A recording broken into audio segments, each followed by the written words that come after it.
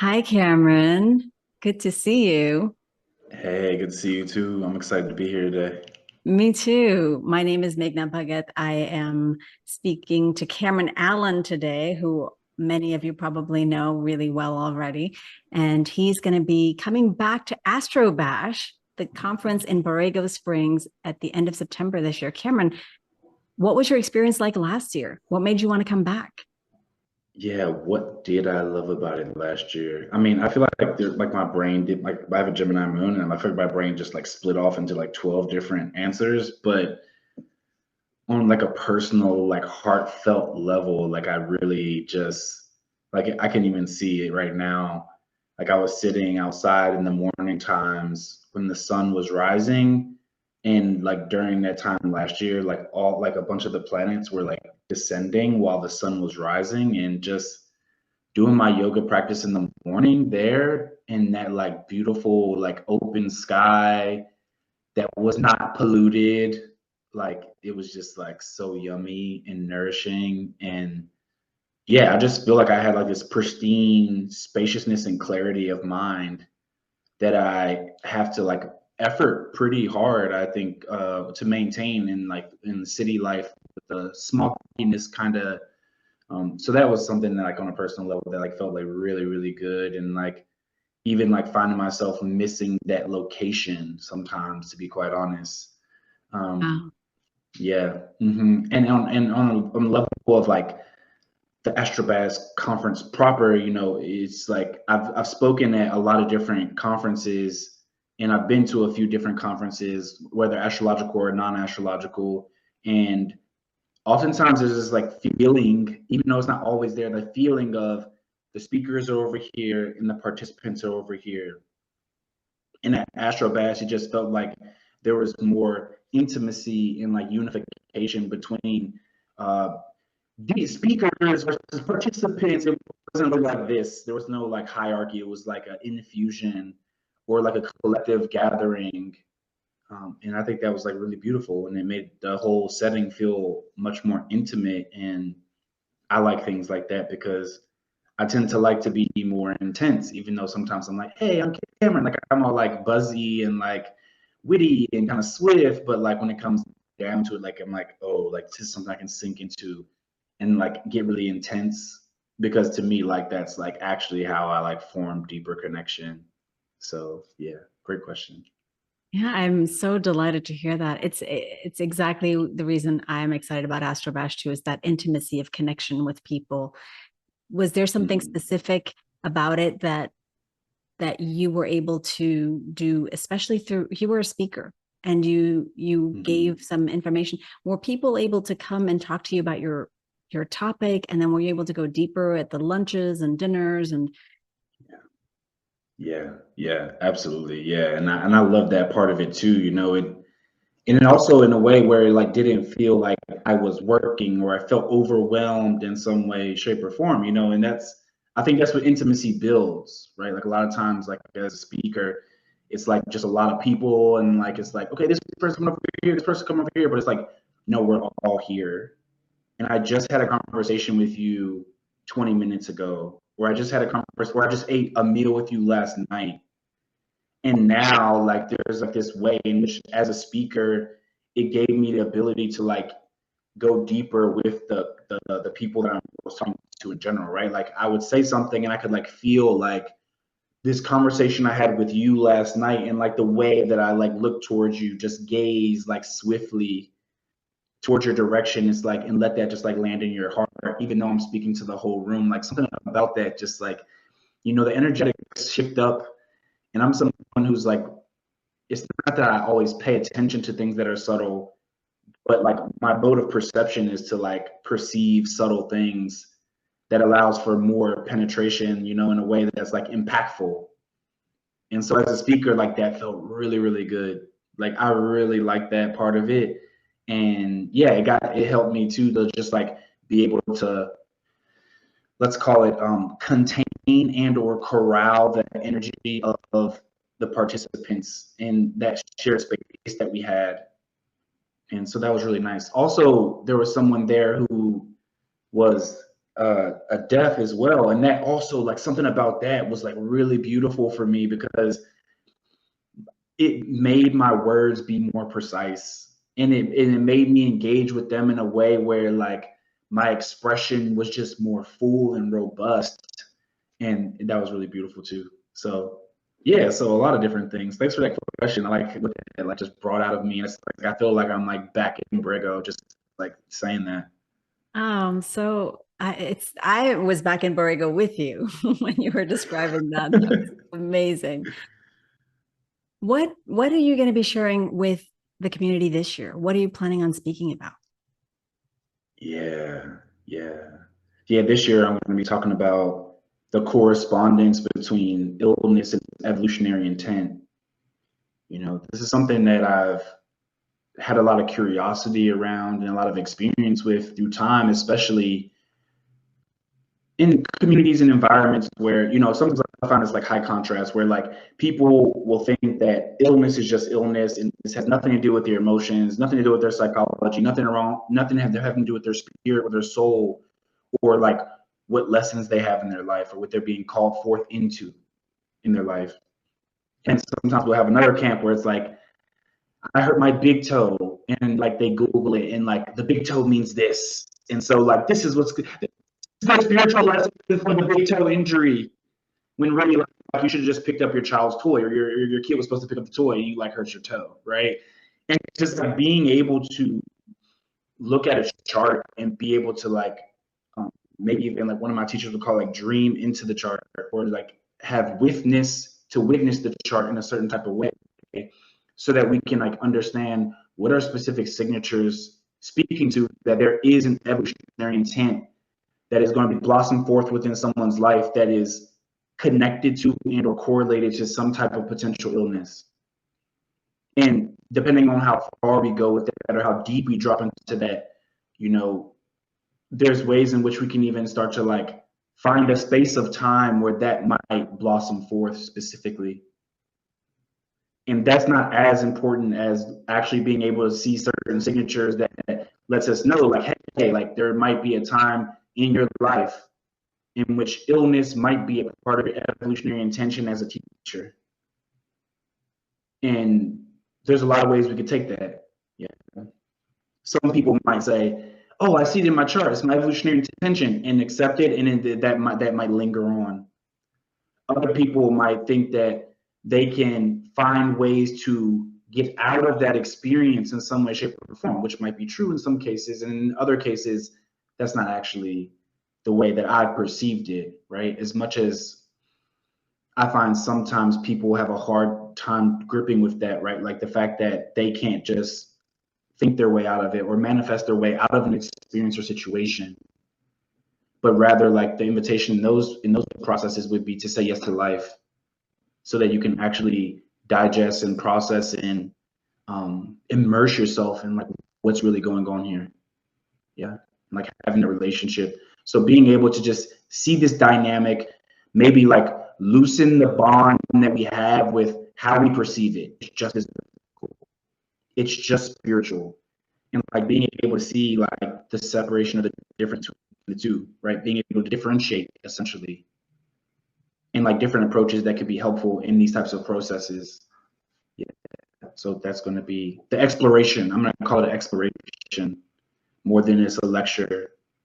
Yeah, because I think that a lot of people will have a lot of perspectives and reflections during this conversation, and so being able to have that be open and have people's heart open to like what might be coming up as true, rather than a fixed idea of what is or what is not inherently. Yeah, That's fascinating. It sounds like you're almost going to help us explore how to turn the dial in the direction of balance for ourselves. Like for some people, you have to turn it more spiritual, and for some people, you have to go a little bit more. I'm seeing you nodding. totally. So, Totally. Yeah, 100%. Yeah. Because again, like I like almost every lecture I speak at this point, I'm like, it's about how you think, not what you think. Right. And so like being able to like turn that knob for myself also can help me find more presence with others, and be able to turn that knob in like every situation in a way that is like the proper perspective for this moment of time. Or That's maybe even like noticing how I have this specific way of thinking, and maybe that's not the medicine for this person in this moment. And maybe like my belief is not the absolute truth, but is something that resonates with me because that is actually true in my experience, right? And sometimes we don't even consider those things. Like what is true in my experience versus what is the truth in this moment in someone else's experience, and how those things can be different. And so being able to know how to think about it can allow us to have more clarity on those situations so that we can have deeper insights to be more of service. That's fascinating, Cameron. I'm kind of curious to say, do you have an example of a time when you were able to do something like this with a client or with somebody that you can share with us, and how we can even apply it and start practicing with it a little bit before we even get to Astro-Bash? Totally. Yeah, for sure. So I was working with somebody, maybe it was like a year and a half ago, 2 years ago, and they were like a nursing student. Yeah. And so they had a lot of stuff in the sixth house. And the only thing they knew about the sixth house was that it represented illness. And in their chart, it's just basically saying like illness was going to have something to do with their life, but it didn't necessarily mean that they were going to be ill, right? Because obviously, if you're becoming a nurse, then illness is all around you in your life, but it doesn't mean that you're going to be ill, right? And so just like in the chart, like the concretized idea was, oh no, I'm going to be sick. But really the evolutionary intention was to learn how to be of service to people who have illness in a way where you don't put yourself below them so that then you become ill. It's like the way it was like really showing up in the chart. And so the person who I was working with is like, I could see like this potential was like very strong, right? It's like you're already thinking that like, oh, I got stuff in the sixth house, so I'm going to be ill. And it's like, hey, like you don't need to put yourself in a position in which you're going to actually help that potential manifest. Because also the sixth house oftentimes was representing necessary adjustments that can be difficult because we don't see them clearly because of the inconjunction, or in traditional astrology they will call it the aversion, right? It's like a blind spot. And so that's one way that I've like seen it manifest. There's been countless other times, and most of the time it does show up with the sixth house. There's countless amounts of times where it is like this feeling of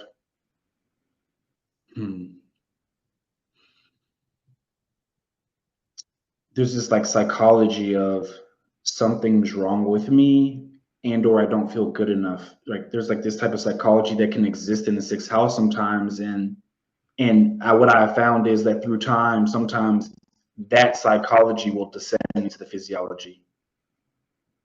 And so being able to see that in a chart, the difference between the ruler of the first house being in the sixth house versus a bunch of planets being in the sixth house.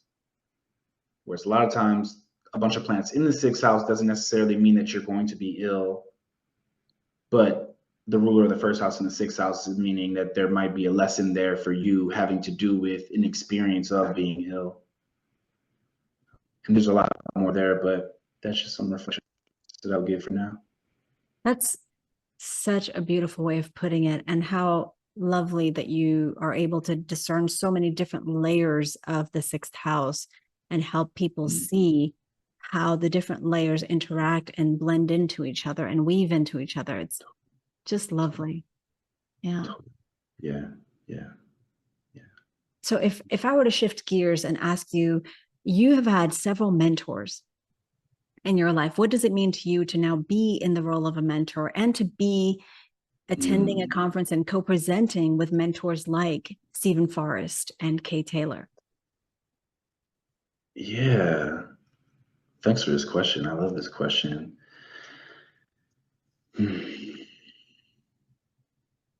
Yeah, I'm just like in my head, I just like kind of scanned over like all the mentors that I've had in my life. And, you know, a lot of them were for like very brief moments of time. But yeah, just feeling really grateful in this moment, and also inviting everyone, if you've never had a mentor, yeah, go find one, please, for yourself, because it's like very much worth it. And in our society, sometimes we think that we can do it all on our own. We have this like individualized way of thinking about things, and I don't think that's necessarily the most well-informed position. But that's just my opinion. So yeah. Um, what does it mean to be side by side with other mentors? I would say it's curious. That's what it feels like. It feels curious. Yeah, it feels really curious to me. Like sometimes it feels slightly, I wouldn't even say surreal, but it just feels interesting and curious because I don't know. It's just like a level of comfortability that I have with it. And also just like being able to know and notice the difference between Kate Taylor, Stephen Forrest, all these people that I've like seen, and like I've like seen them from afar in some type of way, shape, or form. But even while I was seeing them from afar, like I was herbalist, astrologer, juju man, person who works with crystals and oils and candles, and people were seeing me like that, and I was just kind of like, okay, like I'm not really like this person over here somewhere, like and so like that allows me to be like seeing someone from over here and they're over there, but also in my heart of hearts I know that we're just like here together, and like in some way we're peers, whether that's a peer because we're humans, or a peer because of astrology, or because of other things. It's just, yes. So it feels curious, and I guess in saying all this too, it feels multifaceted, or just like mixed emotions around it. Yeah. And as far as like being a mentor now more than ever before, really, to be honest, it feels good. It feels true. It feels like I'm prepared and able, and that feels really good. Because again, like I'm saying with these lectures that I teach, I always start with what are we trying to accomplish here? And based off of what we're trying to accomplish here, how do I think about it? And once we like lay that foundation of like how to think about what we're trying to do here, everything just becomes so simple. And that's my favorite part about being a mentor, honestly, is like how to make all these complexes that seem complex just be seen as simple foundational tools, and how all these simples is what's making things a complex. And so how do we break that down, give clarity, and then build in complexity through time in a way that doesn't make me feel like it's too much. So that's my favorite part about being a mentor, and it feels good because I feel very able, and I feel like I've cultivated this over a long period of time. So yeah. Yeah, that's a lovely answer. Thanks, Cameron. You speak so beautifully with your hands. I almost feel like I'm in the room with you as you're talking to me. Beautiful. I love that. Yeah. You are somebody who is an integrator of multiple fields. You do medical astrology, you do evolutionary astrology, and all the other things you just listed. How do you integrate that, and how do you see astrology as a field evolving as a result of more of us who are coming in and integrating different modalities? Beautiful question. Wow. I love that so much. Yeah. I find it to be evolving in a way of, it's interesting too, right? Because like as we continue to like have evolutionary astrology, and that's blossoming forth, and medical astrology is, it's having an interesting time right now where it's like integrating like Western medicine, and sometimes people even think medical astrology has something to do with Western medicine when really it never has until like the last like maybe few hundred years. So medical astrology is completely evolving, right? Like having to bring in technical terms from like the current space and time we're in with modern medicine. Yeah, it's just completely evolving in that way. Also, like sometimes there's like correspondences about the body that we don't even hear about in the old text.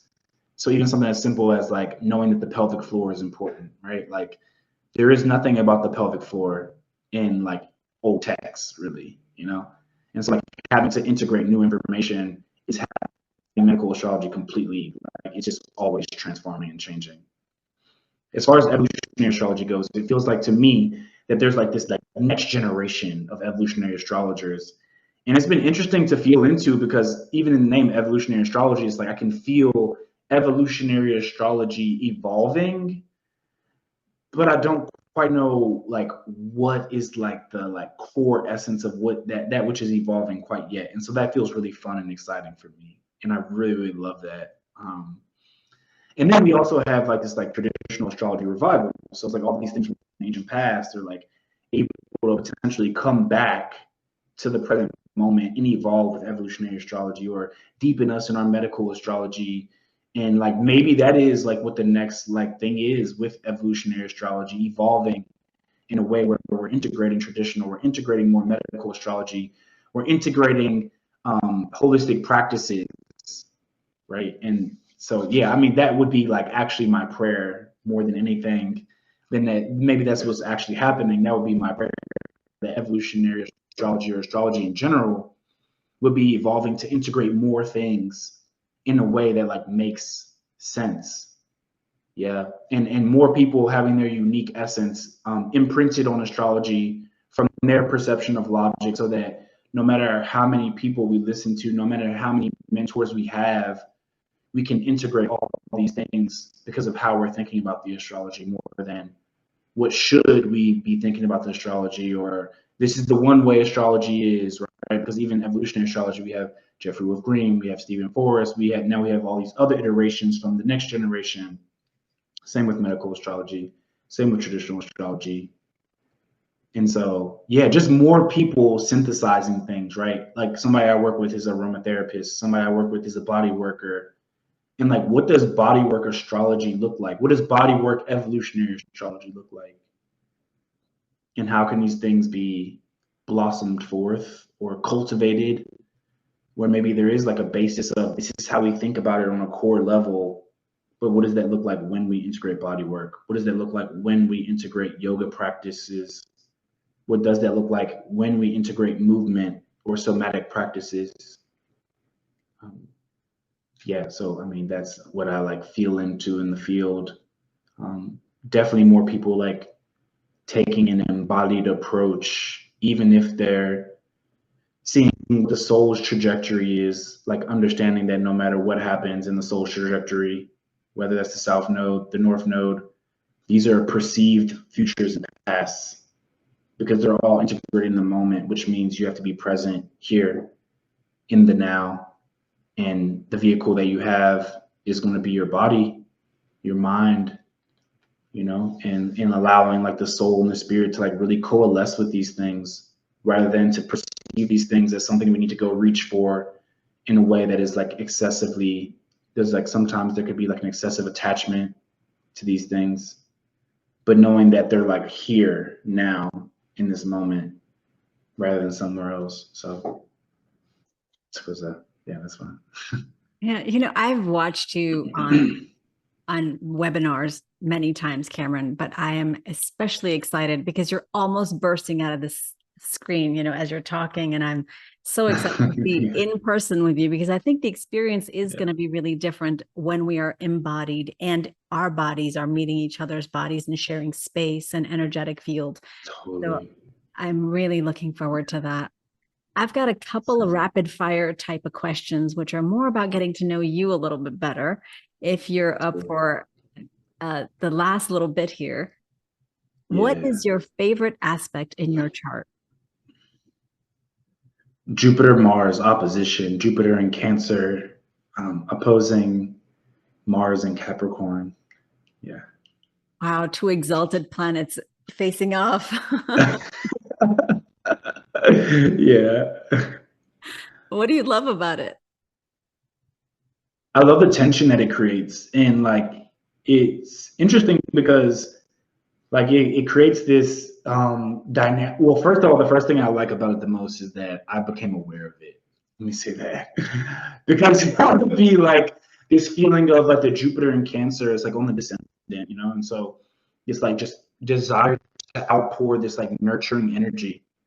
And then like noticing how like if and when it wasn't received the way that I wanted to be, like at that point in time at least, or the way I was projecting it out, I would go back to like dry, hell no mode, just like cut off energy, you know, just like all my like years being an athlete and just being like tough and like hard ass, like I would just go straight back to that, you know? And so it would be like this like back and forth, back and forth, back and forth. And now I kind of just am like, there's like this strong tension that does create like kind of friction in relationships and connections oftentimes, but it's well balanced now, right? Where it's like I'm being caring, but I'm being sure not to overgive and have my boundaries and kind of be like, yeah, this is how it is, you know? And it's like, and I'm caring for you through that like very martial kind of perspective oftentimes, and but still like that people can feel that Jupiter and Cancer there, and so it's like actually received in a way that's like really really nice. So yeah. Ah, that's beautiful. And what is, if your moon took over the world, what would be the first thing it would change or do?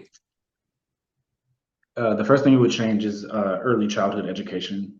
Yeah, and it would be body based, and it would be teaching about the nervous system and just really simple things. Yeah, like really simple things, but it would definitely be body based, motor skill function based. Yeah, and also like you know, just okay, like this is how you move your body. This is how your body's connected in a very rudimentary way. Make it like playful, and then it would also be around understanding like how connection works, yeah, or like how the mind develops, right? Because yeah, if you like hugging, like every child should know that hugging someone for 30 seconds or more oftentimes can release the happy feeling. And so what if all of us like just learn how to co-create happy feelings together as a child, as children, right?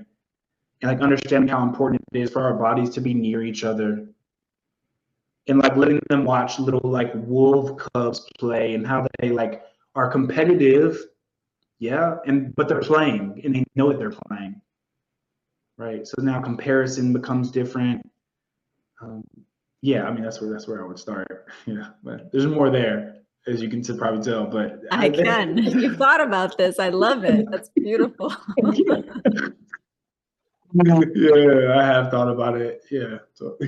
That's awesome. And if you could have a conversation with any historical astrologer, who would it be and why? Mm. It's between Al-Biruni and Abu Mashar. Yeah, but probably Abu Mashar, just because like now that I've like gone into history more, it's just he just has so much influence on like the tradition of astrology, from what we can understand. And also he was interested in a lot of different things that I feel like I'm interested in. Like he was even, I realized recently, like I was reading this book and he was like interested in etymology, right? So like just makes me think about like people who are like into numerology, and then they're also into astrology, and they're also into crystals, and they're also into magic, and they're also into this, and they're also into medicine, and they're also into alchemy, and it's just like the more I read about Abu Mashar, it just seems like he was just into all the things, and that feels really interesting to me because I don't. Maybe we do have more of his works on other things outside of astrology, but I haven't seen that much of it myself. And so to have a conversation with him about all the things that he likes and to really see how he was thinking about things rather than just how he was writing things, because I think, yeah, I just think it's different, you know, like even reading people's books that I know personally, like reading their writing and like experiencing the human are like two very different things oftentimes. Like sometimes it's not, but oftentimes it is. And so I really would just want to know, like, who are you actually, and how are you actually existing in the world as a person in a body, more than as like some type of figure or or talking head. Yeah. Yeah, So Abu Mashar. Yeah, that's who I'm going to talk to. that's beautiful. You know, Cameron, you make me think about this idea that we are all here, and whatever we put in our webinars, whatever we put in our books, our articles, our publications, there's something that's only conveyed when we are face to face with a human being. and sharing that same energetic field. And I'm delighted that we're going to get to do that at Astro-Bash. Yes. And I hope that Yes. everybody listening to this who's excited about Cameron's work and wants to come share space with you and all of us at Astro-Bash. Any last parting words? Any question I didn't ask you that you wish I had? No, I feel really good. The questions you asked were like really exciting. They like electrified me a little bit. And so I feel good. Like, and I feel excited for the rest of my day, just even based off some of the questions you asked. So I'm really appreciative. Great. It was so nice to meet you, Cameron. And I can't wait to Yeah. see you in Borrego Springs in just a month and a half. Yeah, I'm looking forward to it. I owe you a hug, so I'm excited about it. Looking forward to it myself. Well, for now, a virtual hug and until we meet in person. Thanks, Cool. Cameron. Have a Appreciate you. great rest of your day. Thank you. You too. Stay blessed. Bye. You too.